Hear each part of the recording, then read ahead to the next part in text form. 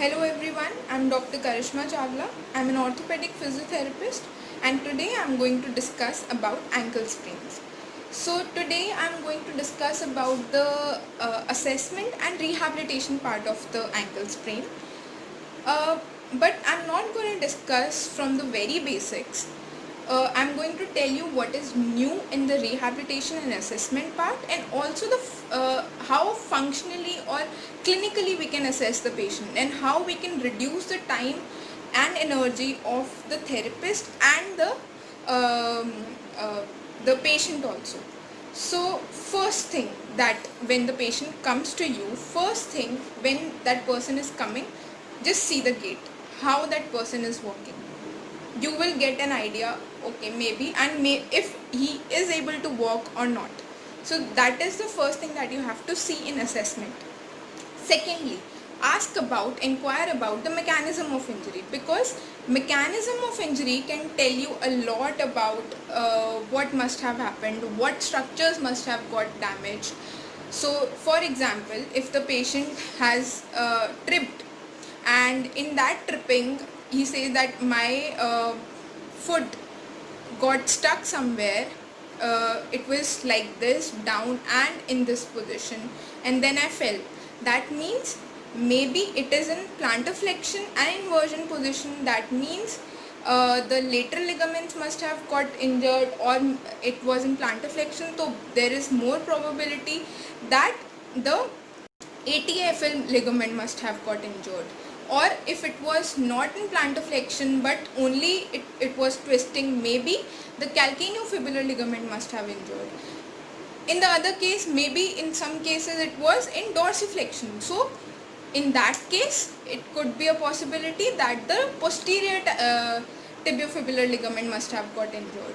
Likewise, if the mechanism of injury was eversion, or if it was in a pronated position, so maybe the deltoid ligament must have got injured, or it was the mechanism of injury was such that it was eversion injury and an injury of high impact. So maybe the medial ligament must have injured with a chip fracture of the malleolus, because most of the times in the medial ligament injury we get a chip fracture of the malleolus. So in here you have to get an x-ray done, because you suspect that there must be a chip fracture. So that is how you can decide your rehabilitation part, or what next step you have to take by just knowing the mechanism of injury. So this is all about the mechanism of injury. Then you have to inquire about is the weight bearing status of the patient. Uh, like if the patient is able to take weight at that time, that means the injury may not be that severe. Maybe the injury is grade 1, okay, maybe grade 2. But if the patient is not at all able to take weight, you can be almost sure that the injury is maybe grade 2 or 3, that is, it is a severe injury. So likewise, there is a scale or a criteria by Ottawa ankle rules, by the name of Ottawa ankle rules. This criteria can tell you whether x-ray is required or not, if you should call for x-ray or not. So there are some rules. The first rule is you can ask the patient or refer the patient for x-ray if there is tenderness on the malleolar area. Okay. Second rule, if the patient is not able to bear weight. Third rule, that if the patient is not able to walk for more than 4 steps in the emergency unit. Then the fourth rule is that if there is tenderness on the posterior aspect of the malleolus, or if there is deep tenderness over the fifth metatarsal. So these are the some of the rules which will decide whether you have to you should send the patient for x-ray or not, because it is not mandatory that every patient that comes to the emergency or to you has to go through an x-ray. If it is a grade 1 injury, there is no need for x-ray. You don't need to put the patient through it or waste his money over the x-ray. So So that is how you can decide whether what is the kind of injury, if it is the injury is severe or not, or if you have to send the patient for x-ray or not. So next thing you have to see is you have to clinically examine the patient, or you can examine the ligaments. Okay, you have to see if there is any tenderness or if there is any swelling, where, what is the location of the tenderness or swelling, where it is, on which ligament it is, on which structure it is present.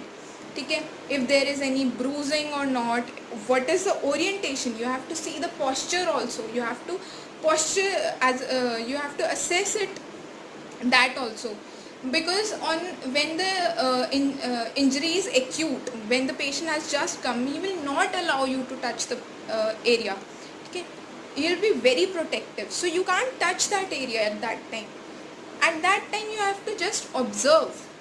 Okay, and if you didn't find all those rules, so maybe the injury is grade 1. In that case, you can just ask the patient to follow rise or price, that I'll explain what it is, rise or price protocol, and then come to you after a week, or maybe at least 4 to 6 days, because at that time the swelling will be low, and there will be less pain, so you will be actually able to assess the patient. Otherwise, right now the swelling is so much, there is so much pain that you will not be able to assess the patient. So it is very important to allow the swelling to subside, to allow the pain to subside, to actually assess the patient. So, and that assessment is usually done after 4 to 6 days. So now I am going to explain the palpations on the lateral aspect of the ankle. On the lateral aspect of the ankle, you will find the lateral malleolus, which is the most prominent part. Then below that you will find another prominency, that will be peroneal tubercle. So here this is the peroneal tubercle. If you go forward, this will be the styloid process of the MTP joint. This is the styloid process of the MTP joint, and this is the metatarsophalangeal joint. Okay, so if you come back, you will find a groove here. After this, you will find a groove here. In this groove, you will find the cuboid bone. Okay, this is the cuboid bone, and here you can find the talus. Okay, this is the talus. So now if we talk about the ligaments or the attachment, you will find the ATFL ligament, that is anterior talofibular ligament. So sorry, I forgot one structure, that is the sinus tarsi. Here you will find another hollow groove like area just beside the talus. This is the sinus tarsi. This is an attachment site for the ATFL ligament. So ATFL ligament will come from here and attach at the sinus tarsi area.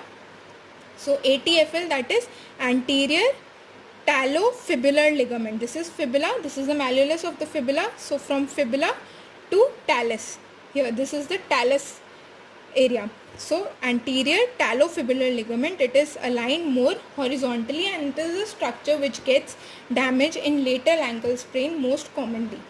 Then we have another structure which is more vertically, that lies here. This is calcaneofibular ligament.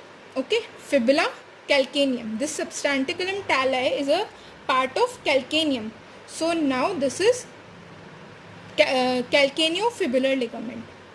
Now the third part of the lateral ligament, that is posterior talofibular ligament, or PTFL.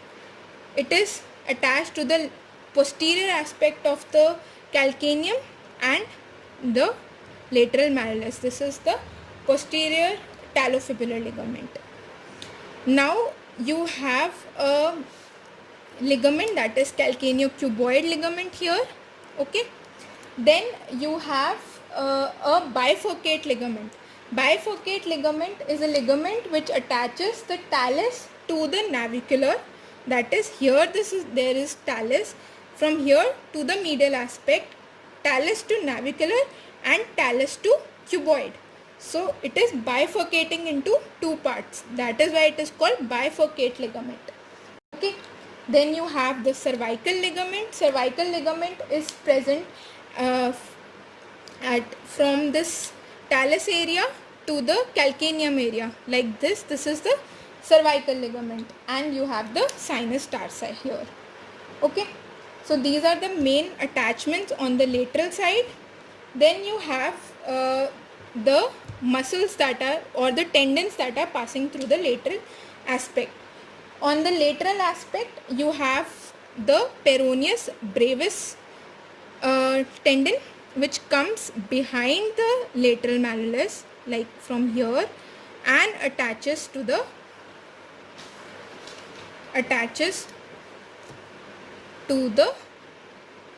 peroneal tuberosity. Okay, sorry, so not the peroneal tuberosity, it attaches to the styloid process here of the fifth MTP.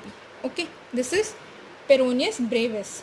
Then you have the peroneus longus, which is just behind the peroneus brevis, and it comes and reaches the plantar aspect and then attaches to the first MTP on the other side.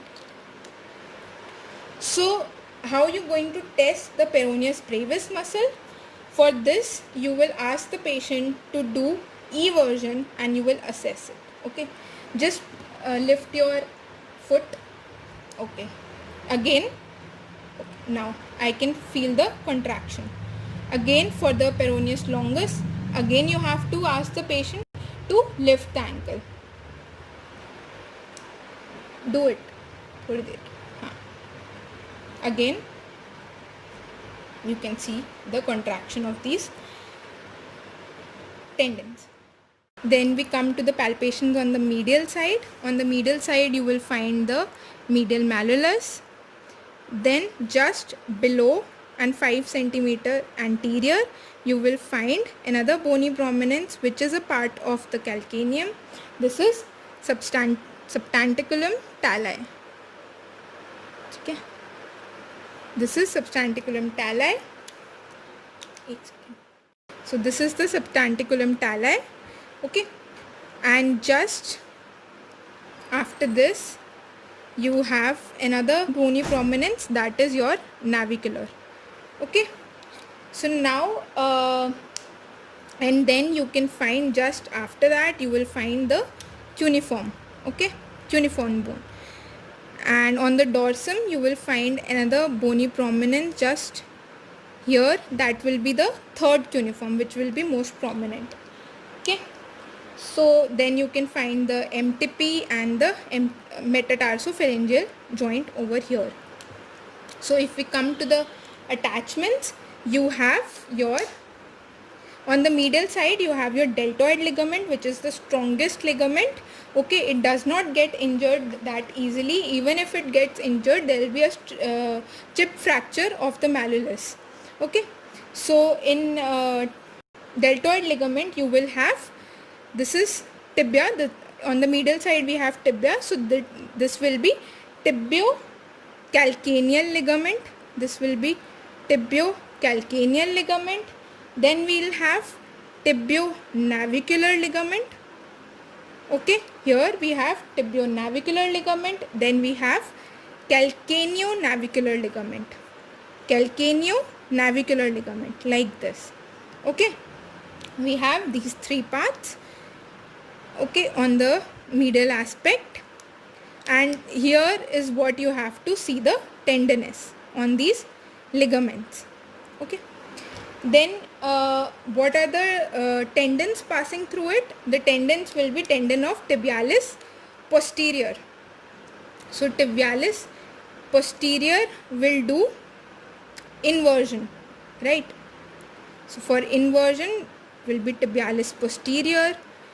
Tibialis posterior will be just behind the medial malleolus. So here will be tibialis posterior. Okay, then after tibialis posterior we will have a tendon of flexor digitorum. ठीक है, sorry, flexor hallucis. We have a tendon of flexor hallucis. So how we can test it? We can ask for tibialis posterior, we can ask the patient to simply plantar flex. So push my hand downwards, right? So you can see here is the tendon of tibialis posterior. Okay, let me just readjust it. थोड़ा सा पैर नीचे लाओ. Okay, now plantar flex, push it downwards. Okay, here is the tendon of tibialis posterior. Then just behind it we have a tendon of flexor hallucis. For this you can ask the patient, just palpate behind it and ask the patient to push your hand downwards. Put your hand on the thumb and ask the patient to push it downwards, just with the thumb. Push it downwards, not with the foot, just with the thumb. Yes, you can palpate. Okay, now again for the flexor digitorum, then will be flexor digitorum. For flexor digitorum you will ask patient to curl the fingers. Curl the fingers. You can find the contraction of flexor digitorum. Okay, so just between the flexor digitorum and flexor hallucis you will find your tibial artery and nerve. Okay, tibial artery and nerve just between the flexor hallucis and flexor digitorum tendons. So here is where you can sense the artery, tibial artery pulsations. Okay, so here on the dorsum of the foot you're going to palpate talus here, just here. Then below it, on the most prominent part, you will find the third cuneiform. The third cuneiform is the most prominent. Okay, so this is the third cuneiform. Then you will obviously, you can see the MTPs. Okay, so now you have to see what all structures are going to pass from here. So the first structure is going to be tibialis anterior, which is the most prominent. You just ask the patient to do dorsiflexion. Pull your foot upwards. Yeah, you can see this is the most prominent tendon you can see. Okay, so this is your tibialis anterior. Okay, this is the tendon of tibialis anterior. Okay, this is tibialis anterior. Then you will always pass from medial to lateral. So after tibialis anterior you will find extensor hallucis. For extensor hallucis you just ask the patient to push your hand and ask the patient to do extension. Okay, push my hand upwards. Yeah, so I can feel it here, just after it, after tibialis anterior. This is your extensor hallucis. After extensor hallucis you will have another tendon which will be extensor digitorum. So again you will ask the patient to push your hands upward with the fingers. Okay, push it upward. Yeah, right. So here I can see this is the tendon of extensor digitorum, and between the tendon of extensor digitorum and extensor hallucis I will have my dorsalis pedis artery. You can sense the pulsations here. Okay, then in some patients you are going to find, mostly in all the almost all the patients, you are going to find peroneus tertius tendon after this. Okay, for that you have to ask the patient to evert. Okay, just do like this, push my hand this way. Yeah, right. So she has peroneus tertius present. So here I can palpate. This is the tendon of peroneus tertius. In around 20% of the population this tendon will not be palpable. So this is the tendon of peroneus tertius, where it is not going to bring any biomechanical changes. For the stability portion we have to test we have to do some stability test. The first test is known as talar tilt test. For talar tilt test, you have to palpate the talus. Okay, you have to put your hand like this, stabilize it. Okay, put your hand like this. This will make it easier for you to sense the movement of the talus. Otherwise you can just move it like this also, but I like to do it like this because this makes me feel the movement of the talus. Okay, because with the naked eyes I won't be able to see the movement. Okay, so I will just palpate the talus. I will place my hand just roughly here, and then I will maximal invert the heel.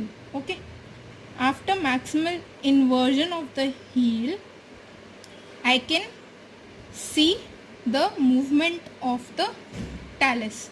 Okay, and you have to perform this test on both the foot so that you can compare the movement, and comparison is the only way where you can make this in which way you can do this test, because we don't have x-rays to know the exact degree of movement. So you just have to compare the movement. If it is same, then there is no problem. If it is more in this side, maybe the ATFL and the CFL ligament is injured.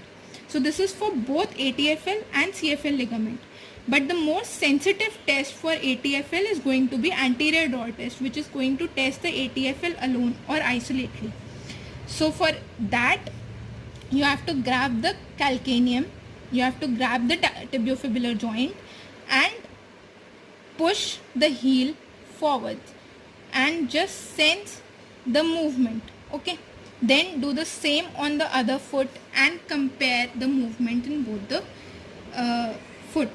So thereby you will know which movement in which side the movement is more, and if it is more on the affected side, so maybe the ATFL ligament is injured, but you have to correlate it with your history and other assessments. Then sometimes there is injury of the tibiofibular ligament, okay, the interosseous ligament present. So for that you have to do the squeeze test. Just grab like this, if you can see, grab it like this. Okay, grab it like this and just squeeze. Okay, you have to do a squeeze. Or if there is an injury of this ligament, the patient will complain of a pinching like pain. So you can say the interosseous ligament or the tibiofibular ligament is also injured. So we have an International Ankle Consortium or ROAST, which is a rehabilitation oriented assessment. Here our assessment is going to be as our rehabilitation is going to be. Okay, so assessment is going to define a rehabilitation, how we are going to go about treating the patient. So the first thing in this they say is to measure the pain. So that is going to be a self-reported measure, which is going to be done by Foot and Ankle Disability Index. Next thing, you have to see the swelling. For swelling, they have a technique that you have to, for swelling, you have to measure it from the medial side, almost from the midpoint of the medial side of the foot.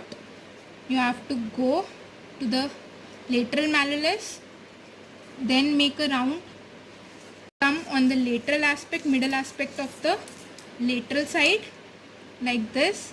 You have to make a figure of 8 and then again to the same side, and you have to measure whatever centimeters. Okay, so you have to do this on every session, so you will know if there is a change in swelling. You have a quantitative assessment here, so you will know whatever change has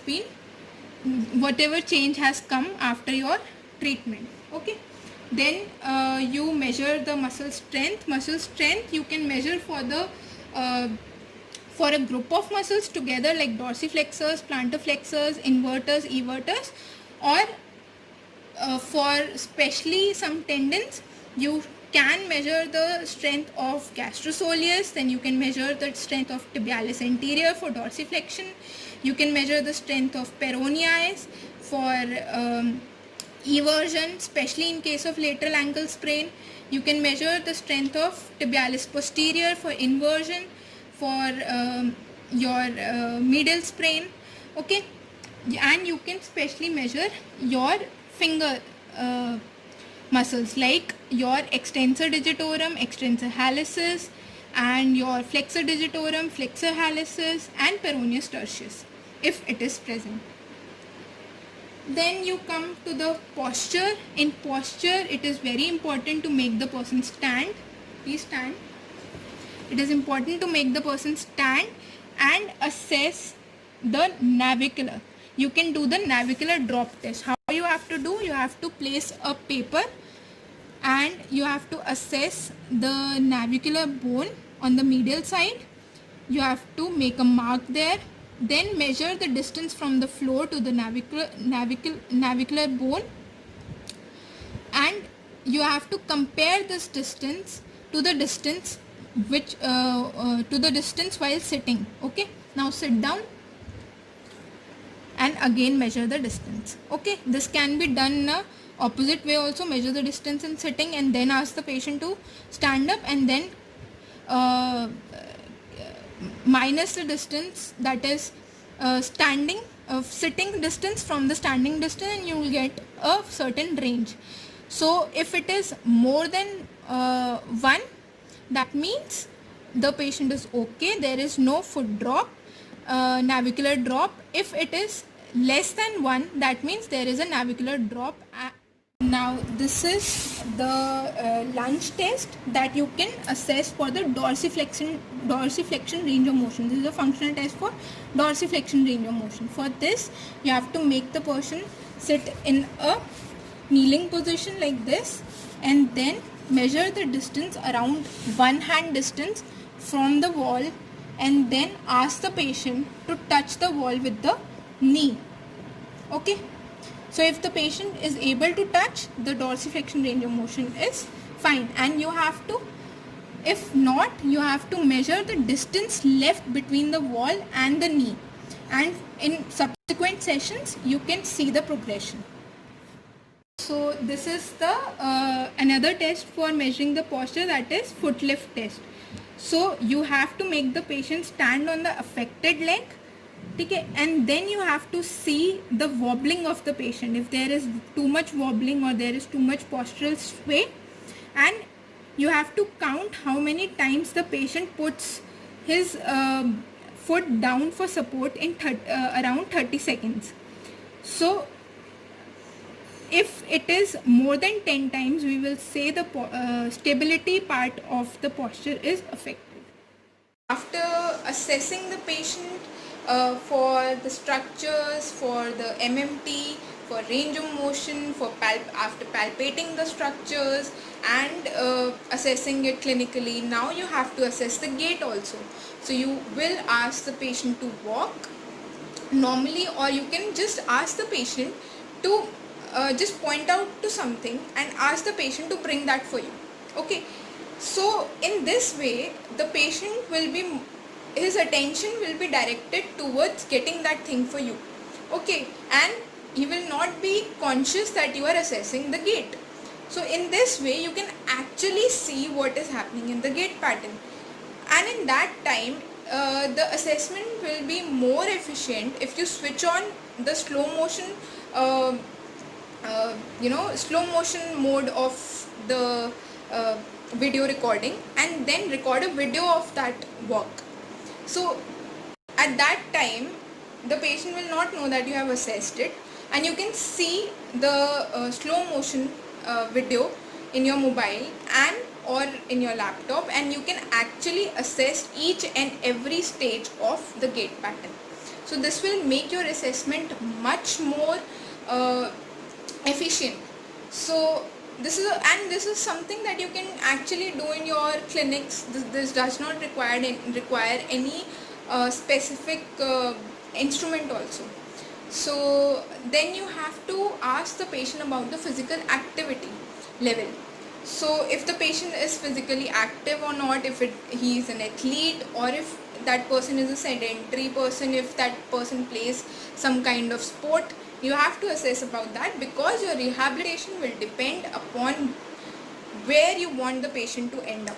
Okay, if the patient is of maybe 60-70 years, that person might not be that person might not have to play a game, play a sport. So maybe walking properly or jogging properly, jogging I can say is something that 60-70 won't do in general. um, so if he or she is able to walk properly without pain, that is it. You don't have to force that person now that you have to do the hopping activity, you have to do the jumping activity. No, that is not required for the patient. But if the patient is an athlete, at that time you have to train him for the hopping activities, for the jumping activities, for the running activities. So likewise, physical activity level, assessment of the physical activity level is very important. So after that, you can ask the patient to fill the QL questionnaires, that is quality of life, that how that ankle sprain has affected the quality of life. In that questionnaire, you will get to know what is the regular activity for the patient, where the person is lacking, and also about the mental status. If you can see our video on mental examination, how that affects and how physiotherapy has a role there. So you will know that mental examination is also very important. In QL studies, you will know that how this injury has affected the patient mentally, and you have to counsel the patient. You have to counsel that maybe there is an athlete, he was used to playing football or tennis on a regular basis. Now because of this injury, that person is not able to play that tennis. Maybe that tennis was a bread and butter for the patient, or maybe that tennis was a escape for the patient after the whole long day of working. That tennis was an escape. Now that escape is not available to that person. That will cause a kind of depression or stressful situation for the patient, and it will affect your own rehabilitation also. It will not work until unless the patient is mentally or psychologically fit. Again, you have to see these aspects also. So please ask your patient to fill some questionnaires. If he is telling that I am having a lot of stress because of it, please take notice of that. Again, I am saying that your regular assessment will go on. You will assess the range of motion. For that, you have plantar flexion 45 degrees, dorsiflexion 20 degrees, eversion 20 degrees, inversion 30 degrees, abduction 10 degrees, adduction 20 degrees. So these are the normal things that you have to measure, and you have to measure the MMT also, especially of gastrosoleus. You have to measure MMT for tibialis anterior, peroneus longus, brevis, tertius if it is present.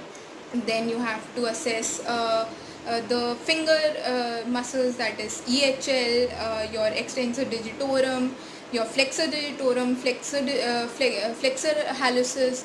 Then you have to assess the interossei, lumbricals. So all these are normal assessment that you use. Now we come to the rehabilitation part. First, I am going to divide the rehabilitation part into two parts basically. That is from week 1 to 3, and then from week 3 to 4. Okay. So in the first to third week, when the person comes to you, the first advice that you have to, after assessing, you have to advise for RICE, that is rest, ice, compression and elevation. We all know about this, right? So now researchers have added a P to it, that it has become PRICE, that is protection, eyes and everything. So what is protection? Protection is adding a splint, or maybe if there is not need of a splint, maybe taping or some kind of protection, or maybe crutches. All those things comes under protection. So you have to give protection to the area. So now it has become PRICE. But more recently another advancement has come and it has become prizer. Okay, so what is the last R? The last R is early rehabilitation, that you have to start the movement and the rehabilitation from the first day itself. Okay, maybe in cases where there is too much tenderness or the patient is not at all ready for you to even touch, maybe you can start from the second day. So early rehabilitation and medication. So if I say, so what are the best techniques in this time? That is hydrotherapy. Hydrotherapy plays a very important role. So if hydrotherapy is there, you should use it, or better, if maybe hydrotherapy is not there, you can ask the patient just to take a good big bucket, okay, and put some lukewarm water and exercise in that water. So it will make the muscles relax. Maybe in the first week you can ask the patient to put cold water, because we have to give ice because there is inflammation. So at that time you can ask the patient to put ice water in a bucket and do the exercises in the ice water itself. Or maybe once the inflammation has subsided, you can ask the patient for lukewarm water, and then that person can exercise in the lukewarm water itself. So that will make the exercise more efficient, much more productive. Okay, so hydrotherapy plays a very important role. You can give ultrasound over the affected tendon, okay, or the affected ligament. You can give ultrasound or you can give laser. So these are the things that you already know. These are basically to decrease the pain and swelling for the patient. Then you have to start with the range of motion exercises also from the second day itself. Maybe not the first day, but from the second day itself you have to start with the range of motion exercises. These range of motion exercises can be done in hydrotherapy itself, and that will make it less painful and will be more easier for the patient, and it will give that therapeutic effect also.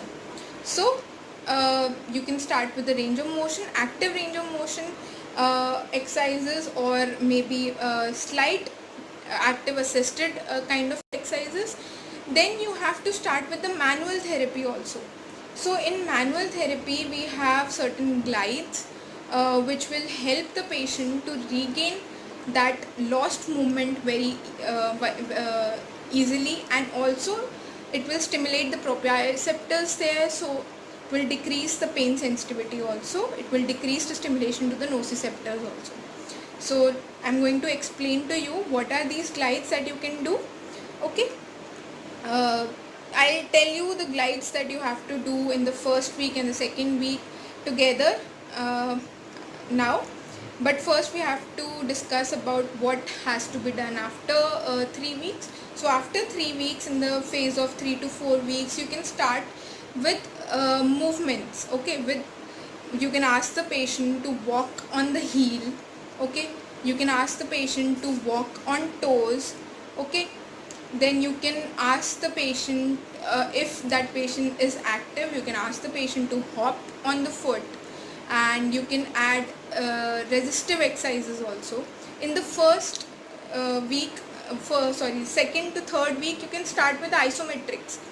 So now after 3 weeks you can start with resisted exercises with the band. Okay, so you have to take special care of dorsiflexors.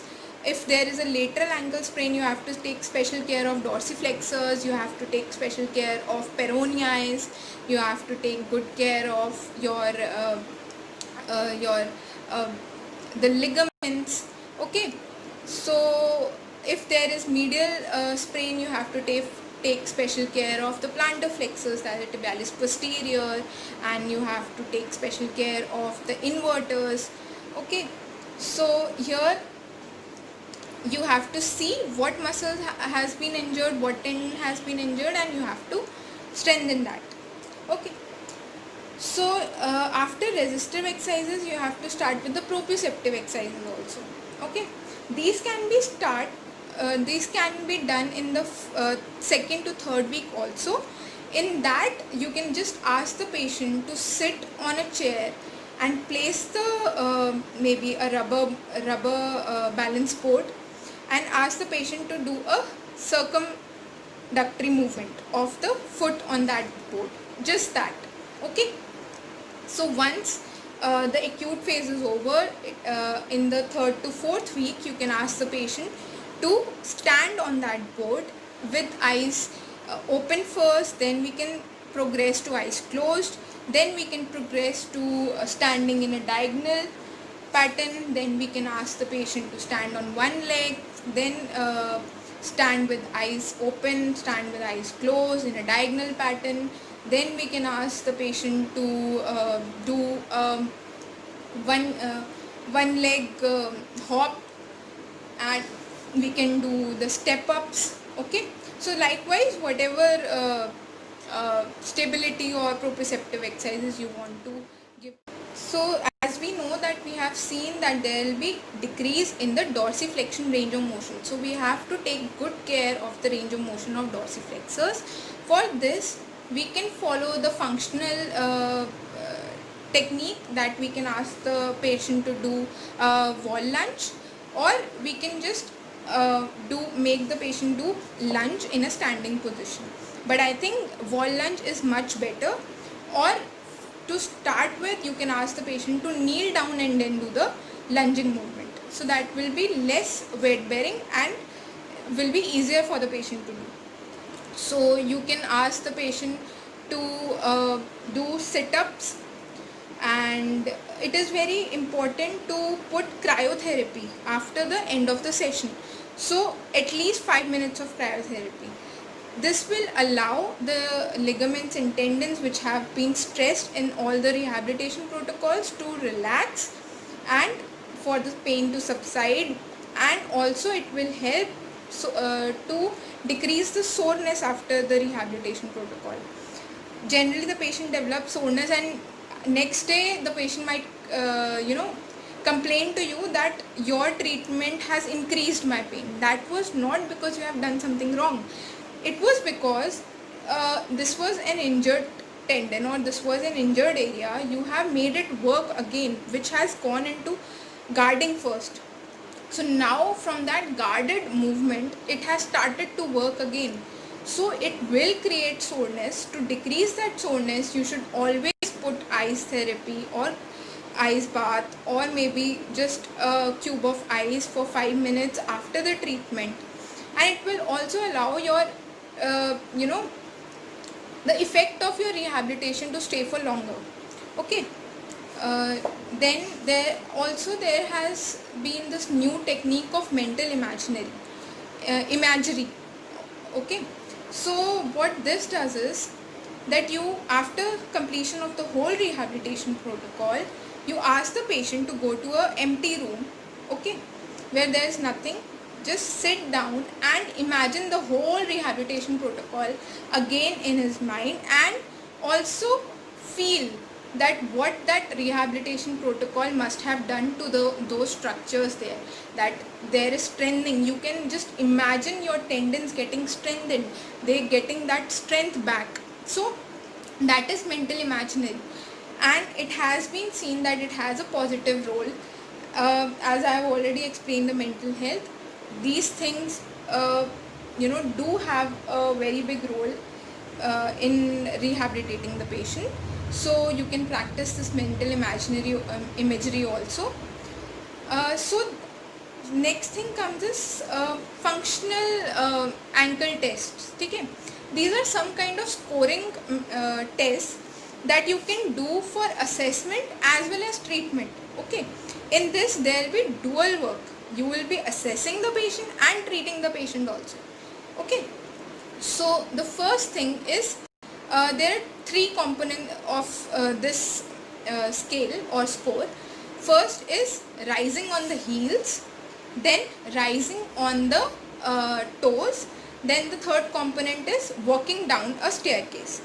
So in rising on the heels is that you have to do a toe rise test. ठीक है, your toe will be raised.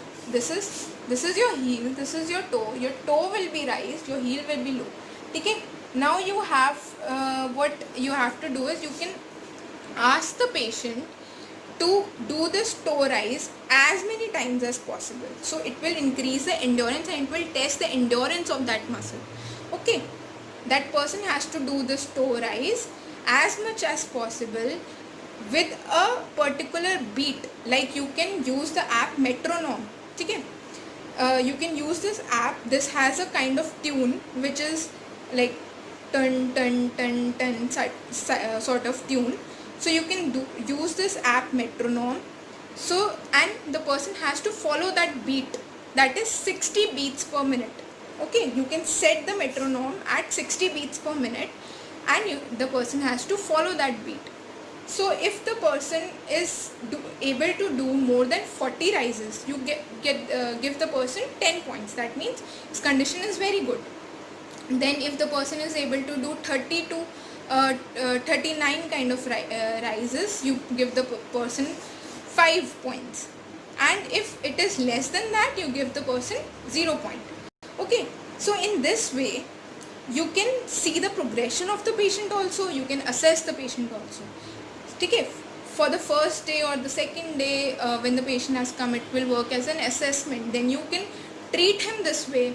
You can treat him by doing this toe rises. Okay, and you can assess for the next treatment. Like in the previous treatment, the person was able to do only 5 rises. In the next treatment protocol or the next session, the person was able to do 20 rises. Like that you can assess the patient also. So then comes the rising on the heels. It follows the same protocol. Now he has to rise on the heels. That means toe standing like this. Okay, again you have to see how many times. Metronome beat will be same, that is 60 beats per minute. Again the your scoring is also going to be same. Now it will assess the fatigue of the plantar flexors. So now we have to assess the walking down the stairs component. Now here again you have to put the metronome on. Now here the timing is going to be the component for the scoring. Okay, so the person has to take 44 steps at a rhythm. Rhythm has to be the metronome rhythm of 60 beats per minute, and 44 steps have to be covered. And now there is a timing for those people who will be able to complete this in less than 18 seconds. You can give 10 points. So in 18 to 20 seconds you can give 5 points, and if the patient takes more than 20 seconds for 44 steps, you can give 0 points. Again I am telling you, this is for the physically active patient. Okay, this is not for a sedentary patient or for a aged patient. Okay, you can assess the stability part. Okay, functionally assess the stability. For this again you have to give a 5 minutes warm up to the patient, and then you can ask the patient to do a single leg hop. Okay, the patient has to stand on single leg and then hop as far as that person could. Now again here we don't have a scoring system, but you have to see the progression. Like on the first day that person was able to hop till maybe 40 centimeter. Okay, you measured it, you just drew a line from where to where that person has hopped. You drew a line there and you have to measure what was the distance. So on the following day you have to again make the patient do this and you have to measure. So this way you can see the progression of the patient also. So this is a stability test. Now we have certain glides that you have to give, that I said I will tell you. So I am going to demonstrate those glides. Please take notice. Okay, now I am going to demonstrate some of the glides that you can do for ankle sprain. So for lateral ankle sprain you can provide a navicular glide. You can palpate the navicular bone. You can place your pisiform like here and then do a gliding movement like this. It is important that you place a towel here so that the patient is comfortable and supported, and then you do a navicular glide. Okay? For medial ankle sprain, you can do a cuboid glide. Okay, so it will the cuboid glide will increase the inversion, and the navicular glide will increase the eversion, which is required in lateral ankle sprain. Then you can do some distraction techniques. In this, you stabilize the talus like this, and then you distract it like this. Okay, this is just going to relax the muscles. Okay, this will provide relaxation. This is the distraction technique. Okay, this can be done in prone position also. This is what I am doing in supine position, but you can do in prone position also. Please ulta let jao. For the prone position, you will have okay, for the prone position, again you have to stabilize and you have to put a downward force like this. Okay, like this, distractive and downward force. This will be your distraction technique. Okay, then you can provide and एक बार सीधा हो जाओ.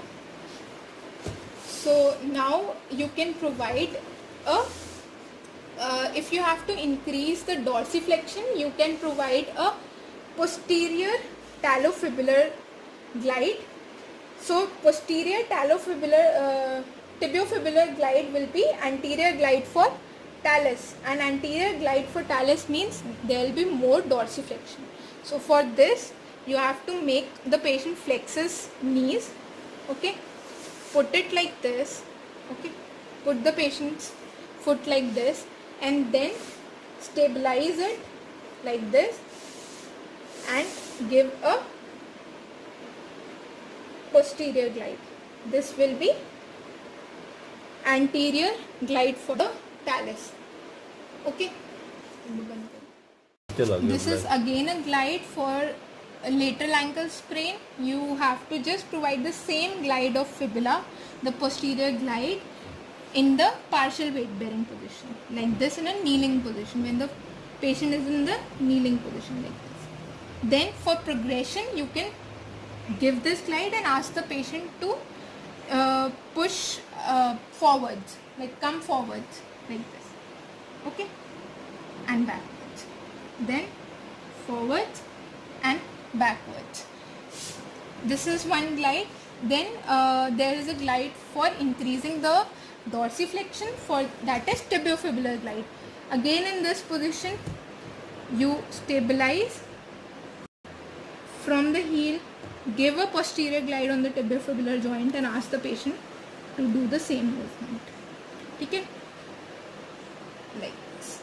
Okay, so this glide, same glide can be given in standing position for full weight bearing. Then the same glide can be given in walking position if you have to improve the walking. If the patient has pain during the walking, then you can give this glide during walking. एक बार खड़े हो जाओ. So you just have to give this glide and ask the patient to step forward. तो आपको ये वाला पैर आगे लाना है, ठीक है, जब मैं बोलूँगी. ठीक है, you have to give this glide and step forward. Ask the patient to step forward. बस वापस आ जाओ and backwards with this glide sustained.